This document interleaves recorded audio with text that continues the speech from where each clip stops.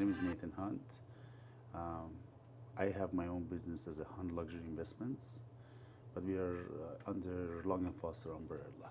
So we are in a real estate business, but we specialize in investments, luxury homes, and so on. Okay. And then tell me a little bit about how you got started in your industry. Give us a little background about yourself. That's a long one. Give us a nice summary. Yeah. So I'll do a quick rundown. So I've been in real estate business as an investor for over 24 years. And it was actually a completely coincidence. So I was, by trade, I'm a computer engineer. And I'm an ex-military person, U.S. Army. And I did a bunch of government jobs, contractings here and there. Doing so, every time I left the country, I've been overseas constantly since 2003, all the way to 2013. Mm-hmm. So every time I came home, it didn't make sense to me to rent. So I would purchase a home. When I left, I rented it. Then I came back a year later, 6 months later, the rent was coming through, so I purchased another one. Before you know it, I ended up having, I want to say 16 homes by 2010. Wow, that's impressive. Oh my goodness. it had its own challenges. It was okay, but and the reality was by 2013 I turned it into 26 homes. And at that time I was working with the government as a contractor, so I was going overseas, coming back and forth. I ended up picking up this massive contract, disarming nuclear bombs and so on. But the problem was sequestration happened and we lost over 4,000 employees overnight.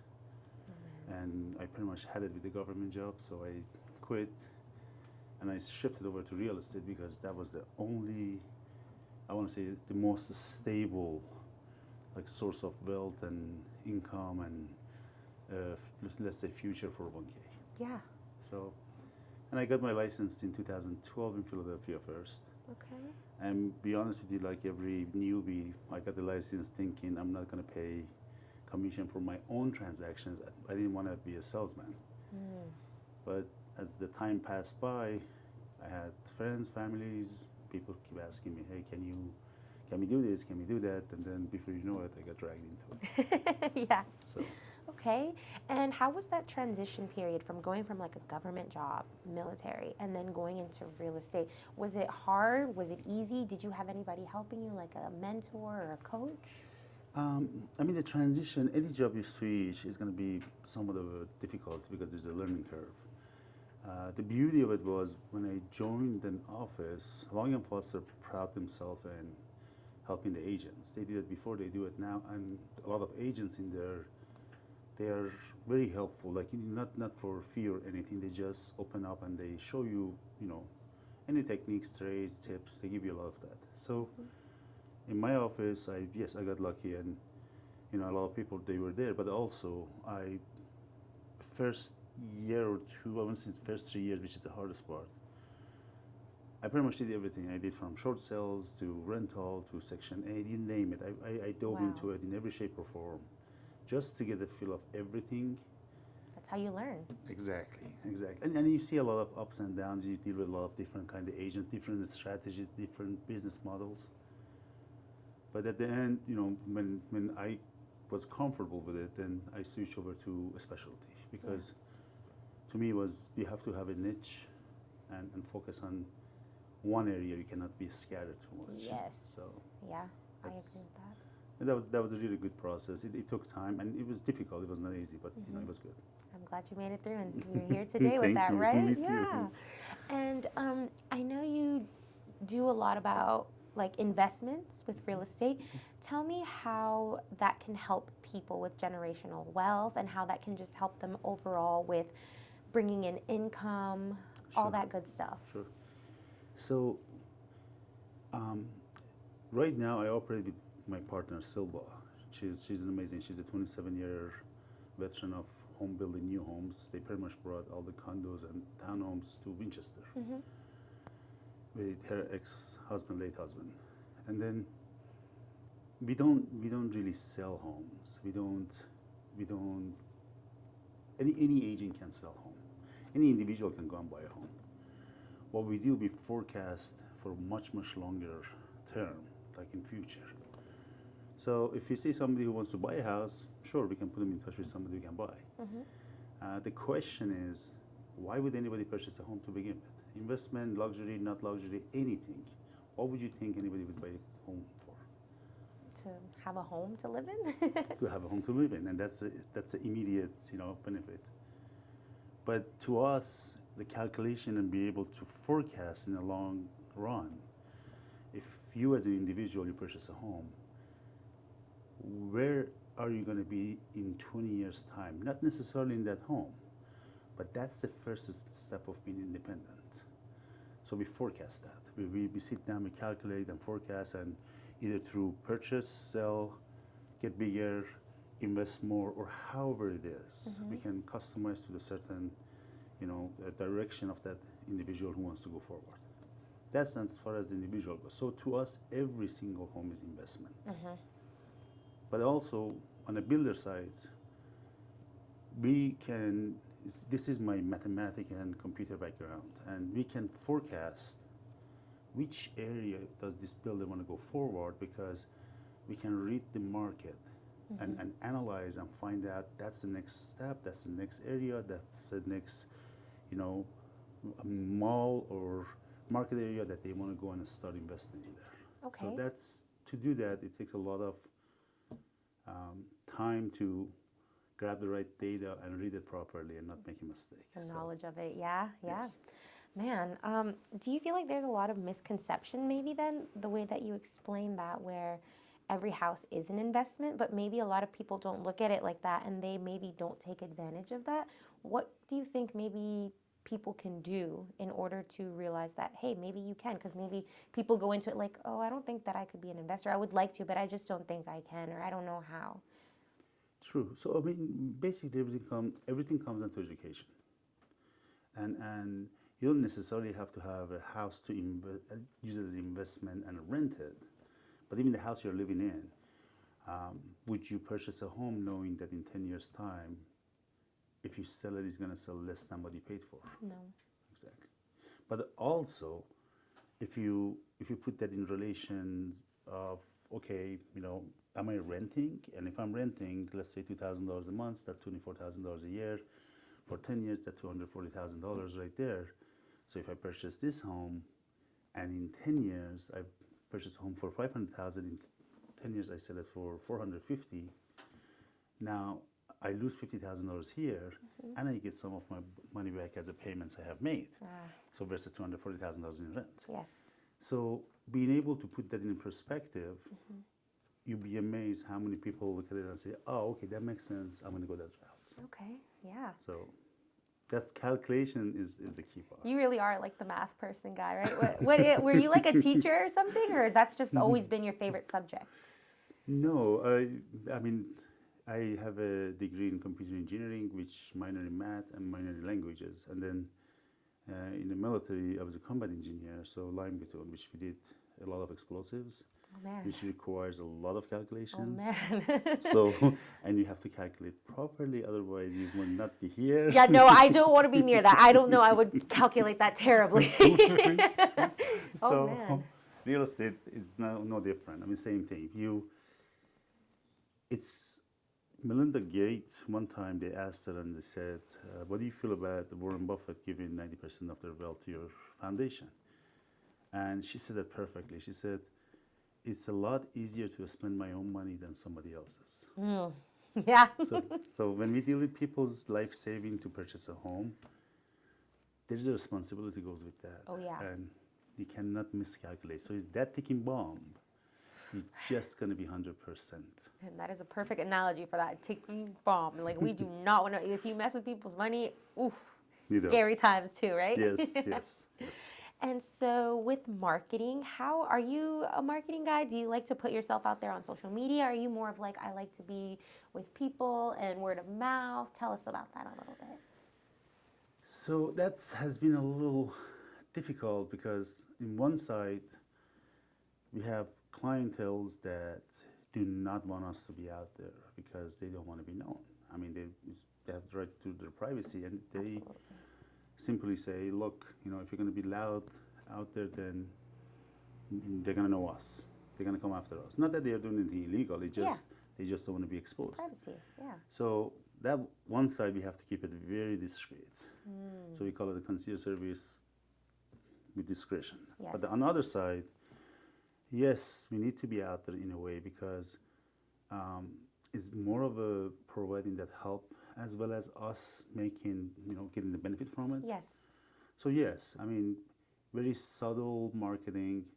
Right now, a lot of our clientels are only referral based. Wow. If somebody calls me and says, "Hey, I want to buy this house, I want to do this," we really have to ask them and say, "Who referred you?" Yes. Otherwise, we really cannot take Wow. you in. Yeah. So it's very exclusive. I was going to say that's very exclusive. My goodness. Okay. We are fortunate and lucky to be in that position. Not everyone can be like that. Yeah. Wow, good for you. Good for you. And what do you like to do on your time off? Like when you're not helping people invest with properties, what do you like to do to just lay back and relax? I got 2 kids and I love them to death, and they are life changers to me, and they challenge me in every shape or form. So I try to spend as much time as I can with them. Knock on wood, they're amazing. They speak 5 languages. Not that we try to teach them. It was exposure we created, and they picked up on it and they're running with it. That is impressive. What can I ask? What languages? So they speak Mandarin, Armenian, thanks to my colleague Sylva, and then they speak Portuguese, Farsi, and English. Holy moly, those are some good ones. Yeah. So they used to speak French and Russian, but when COVID kicked in, we lost all the babysitters who spoke that language. Darn. So we didn't So get them close. back. Yeah, So close. Very impressive. And you also said you have like a background in languages too, right? Do you know? I'm Iranian by Okay. background. So I speak Farsi, Turkish, Kurdish, Dari, Tajik, English. I translate Arabic, I don't speak it. No big deal. So no, and Russian. Wow, your brain is amazing. I'm just like wondering like how it like numbers, different languages. Like I wish I had a brain like that. Everybody does. Everybody's Maybe I have not tapped into it. I don't know, but something's not clicking in here. But yes. So what kind of advice would you like to tell any prospective clients about what they should be looking for when they are wanting to work with somebody as far as like a real estate agent? What they shouldn't be doing or what they shouldn't be looking out for or what they should? So, like anything you do, when you go to purchase a shoes or bag or purse or anything, you take your time, go store to store, you spend time to purchase that $200 item or $300 item. Real estate is no different. The only thing with real estate is, as an agent, everybody's geared to be pleasant because that's the only chance you got to gain a client. And most people go with the first agent they meet. So test that agent, ask them questions, through the lines to them to see if they are just agreeing with you or if they really sincerely going to give you an answer regardless of what your reaction might be. So I'll ask you this. If you go to purchase a home and you go to a house, would you like an agent who points at every amazing thing about that house? Or would you like the agent who points at every negative part of the house? I mean, I guess this sounds bad, but I guess the negative because this is the truth, right? And I don't want lies. I want truth. And so if I go with you into the house and I point at every negative part of the house and you still want it, then I have a very peace in mind that you're okay with that house. Now we can work it through. Now we can even fix the issue at some point. But now you know what you're dealing with. yeah. So it is difficult for many agents to say no or disagree because they don't want to lose the transaction. When I said we don't sell home, we have had clients, we have walked into the house and I have pointed every negative things and they looked at me and they pretty much said, "What, are you trying to sell or not?" Oh my God. I was like, well, I'm not trying to sell at all. I'm trying to make you aware. Inform you So you can make a better decision. Yeah. We are not, in my opinion, as agents, we are not supposed to sell. We are supposed to load you up with all the needed information for you to make a better decision. Wow. That is a very different perspective from what I usually hear. It's refreshing, actually. So thank you for saying that. And the reality is, and we choose our clients the same way they choose us. It's a two-way highway. It's not always one way. And we have had clients come to us and say, well, you're too expensive, you're too this. And it's not about the expensive part, us being expensive. The commission never changes. As a matter of fact, every day it's getting chipped away. But the reality of it is our performance, there's a Mitsubishi Eclipse is a sport car, is an amazing car. So is Lamborghini. So depends what service you want to get, depends what kind of car you want to have. Both have buyers. This one is not going to afford that one is not going to afford that one. We are not Mitsubishi Eclipse. That's what it comes down to. Yes. I love the way you explain stuff. It's just visual and easy, because sometimes when people explain, I'm like, what? But yours is just simple to the point. Thank you. Cut everything out and just get to the point, please. Basics never change. Yeah. So I love that. And if you want to buy a house, let me know. I'll show you. I'll let you know when I get there. I feel like, I don't know. But yes. Or for anybody who's listening, if they're interested, hit them up. More than glad to help them. We're more than glad to be at their service. Absolutely. Have you seen any trends lately of what people are looking for? Is it more like maybe by the beach lately? Is it somewhere secluded, or is it a mix? Like any trends that you've just noticed?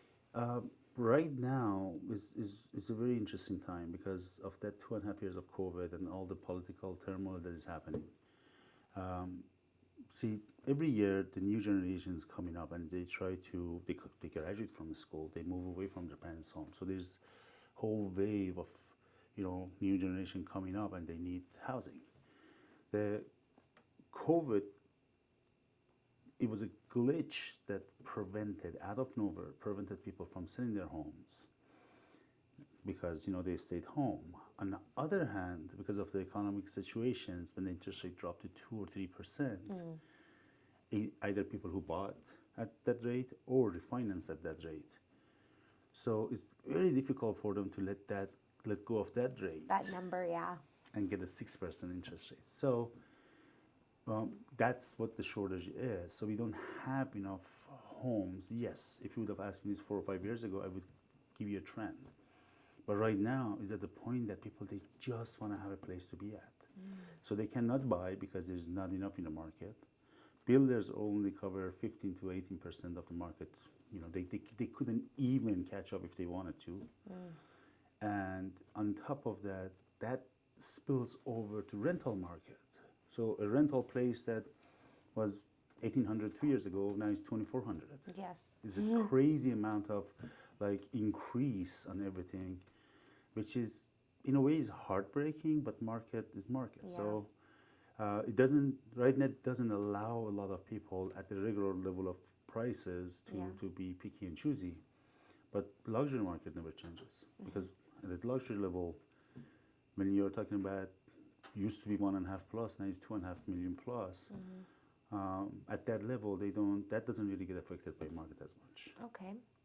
Do you think that would change? I'm sure eventually change is going to happen, but I know you said whenever they build houses, it gets taken so quickly. Do you think we're going to catch up anytime soon, or what? Well, market corrects itself at some point because if the prices keeps going up and up and up to the point that doesn't make sense anymore, it's too high based on the material used to build that home, then we come to the crash. It's always like that. We're talking about 7 to 10 years in a normal situation, not the situation when we have COVID kicking in. 7 to 10 years, market will correct itself, will crash. And that's across the board. When we forecast, say if somebody goes and shows a home to somebody, they look at the contract, they want to write it, they want to sell, they're going to negotiate and finish it, and hopefully that person goes in. Maybe they get a seller subsidy. When we look at the section of area, we also look at the Forex market. We also look at the, all the investments and the stock market and mutual funds. And people always ask, why would you do that? But the reality is when you look at the value of dollar outside of the country. So, and it's an amazing question. We always ask people, do you think if dollar being strong is good for us or dollar being weak? What would you answer to that? Oh, I'm scared of these questions. It's okay because as you imagine as another buyer or seller, I'm asking that question. There's no right or wrong answer. Okay. But I would say, I guess, week. why? Do you know? Can you guess? Because why are you making me think? I'm being interviewed now. I don't like this. Just kidding. I guess because I wouldn't have to. I could afford it like easier, right? Exactly. So, a lot of people don't see that. But when the dollar is weaker, the person in Europe, in Australia, in China, they realize, oh, they can actually get more dollar in hand there for their money. So they end up traveling here, or they're purchasing U.S. product, which makes U.S. economy to boom. So they are selling product, they're bringing in money, Inventory, all that. you know, yeah. gold, money, whatever it comes in of value. So U.S. economy will boom. Now when you look at that and there's, oh, dollar got weak, 6 months to 8 months to 9 months, we're going to see the effect here. Now here, people are going to have more money in their hand. If they have more money in their hand, guess what? They're going to be able to purchase more. Yes. Now the housing market will boom. The only problem with that is if they have too much money, then Everything prices can go goes up. up fast. Yeah. So it becomes inflation, sorry. But the reality is, on the other hand, if you're dropping interest rate too much, then there is too much money in people's hand. Causes the same Yeah. problem. So there has to be a perfect balance. So we look at it that way, and we go and say, somebody comes and says, hey, I want to buy, but I have enough tolerance or time to do so, or even sell. And then we forecast it for them and say, look, this is what's happening there. Yeah. Nothing's 100%. But we think, if you're looking at these numbers, we think if you come next season on spring or summer, you will get the most out of it versus than if you go now. So that's how we try to educate them. Yeah. And the other thing is, people always assume when the interest rate drops, Go buy immediately. Now. Take advantage of that. yes, Run. can buy. But the reality of it is, yes, on the buyer side, interest rate drops. But when the interest rate drops, house prices drops. 6 months distance. It's like a balancing act. Yes, because the reason the interest rate drops because they see economy is not doing well, so they're dropping. That means house prices, people don't have enough money to purchase or sell. But there's a 6 months delay. If you look back at 2008 or 9 or 10, when market crashed, interest rate plummet, house prices were all going down. Yeah. Same thing. When the interest rate goes up, right now, house prices are going up. COVID put a different twist into this, a little bit changed it, but the basic principle doesn't change.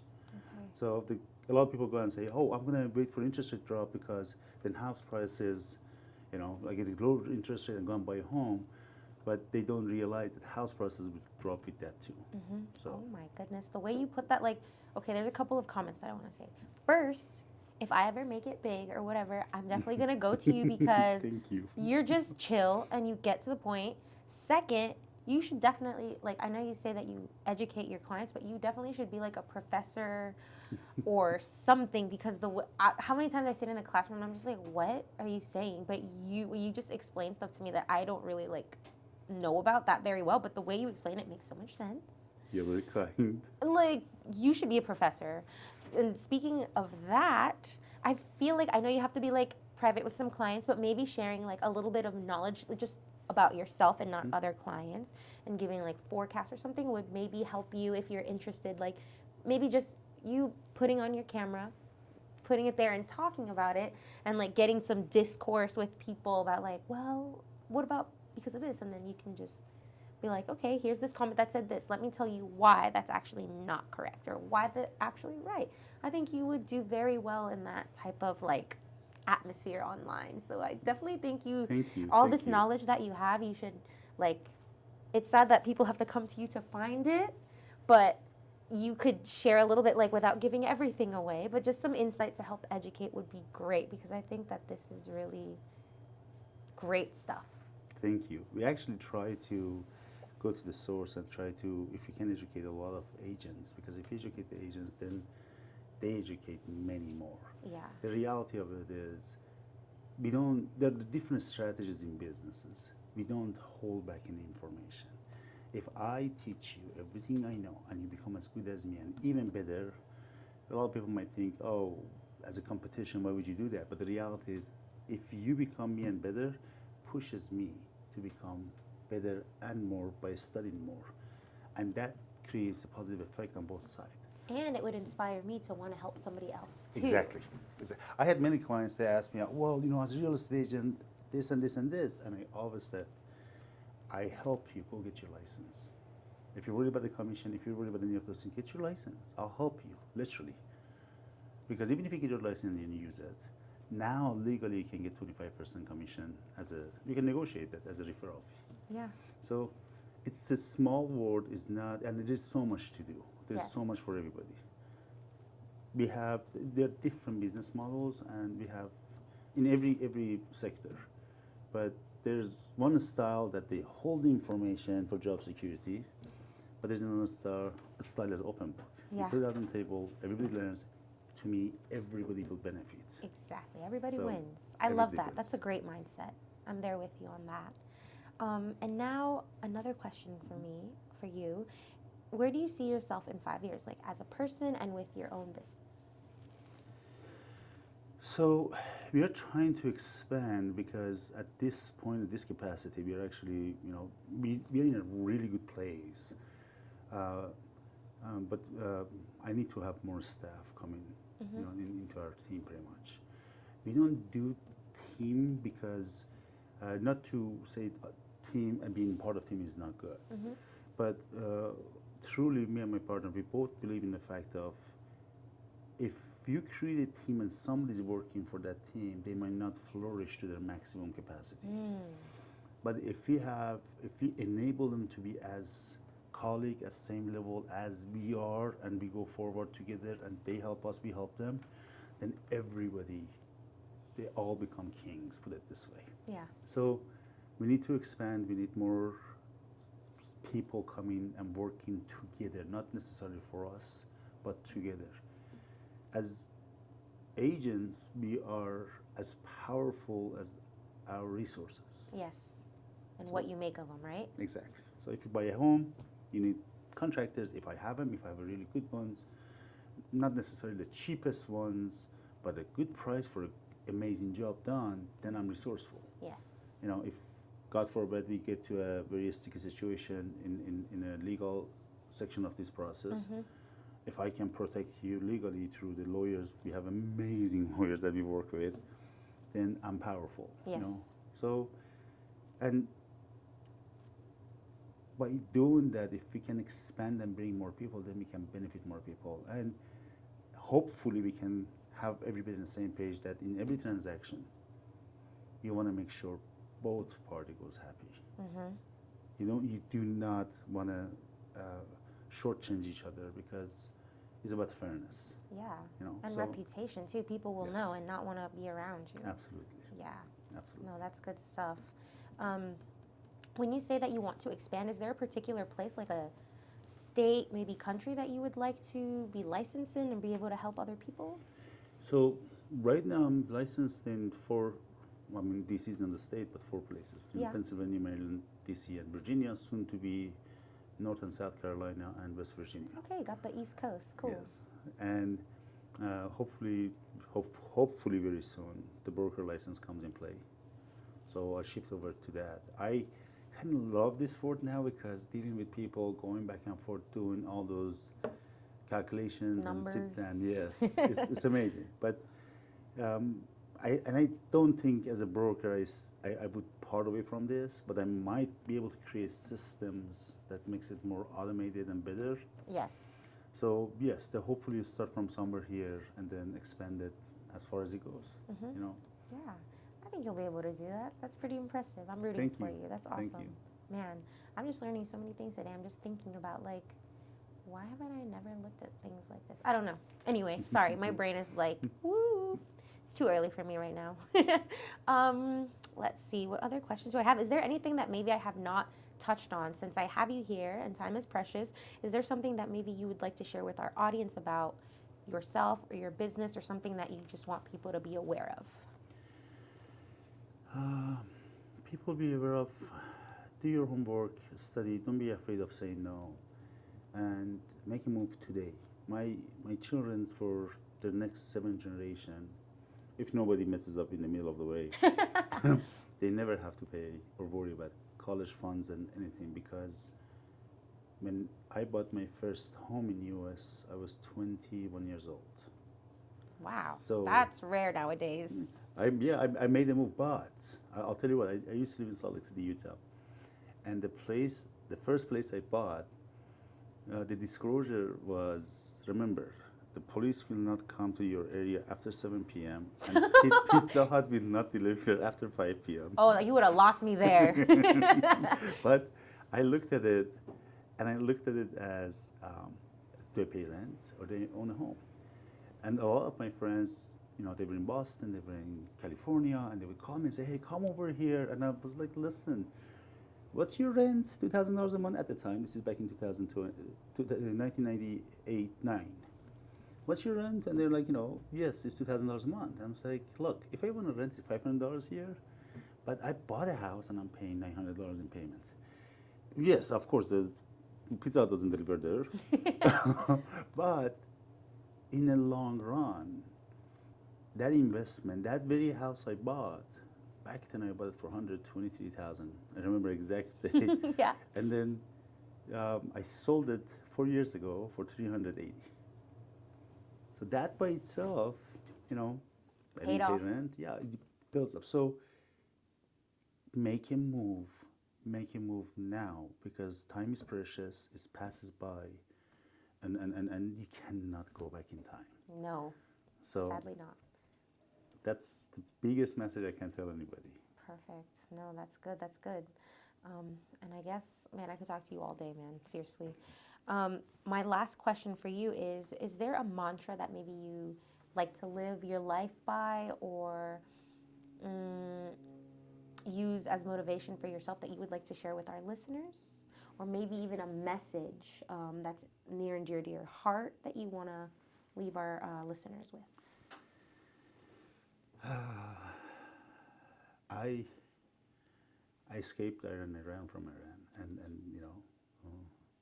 many things happened, and I have been in every war since 2003 to now, not to now, until 2013. Every combat zone, every overseas areas that nobody wants to go.